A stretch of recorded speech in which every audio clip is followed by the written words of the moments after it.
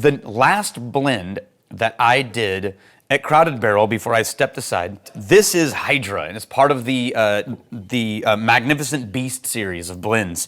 What we had was one barrel that was a blend of 3 Balcones barrels, so it makes up 53% of the blend.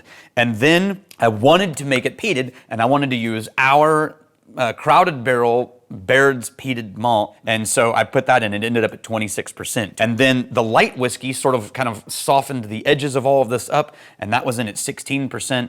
And then there was something missing in terms of flavor profiles. I looked for a base, a mid-rounder palate, and a sparkle treble. So had it down to where there was no question this was the blend, but I wasn't totally happy on every variation I had created. It was missing something in this sort of like high mid.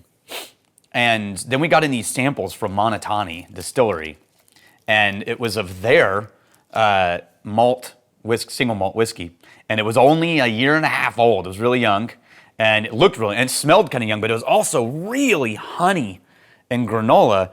And I thought, holy, I think that's what's missing in the blend. So I added a tiny amount, like 2 milliliters, in this vial of that Monotani 1.5-year-old, and it tied everything together, and it worked. On the nose, you can smell that sort of ashy char. There's also a sort of roasted marshmallow note, and I'll tell you right now, that's coming from the 15-year-old light whiskey, this sort of charred vanilla. And then surrounding all of that is this deep berries and cream kind of richness. And then their little thread of that Monotani honey. Ah, it's good. It ended up at 57%. We left it. I tried a bunch of proofs. 57% was where it ended up great. I forgot how good that is. Yeah, it's been a little bit since I drank it. It goes pure honey granola and then explodes into fruit, and while a whole time sort of existing in this like distant threaded haze of smoke and barrel char. And it lingers. And what lingers, and this is why the Monotani fixed it, what lingers is not this ashy char, even though it's smoky.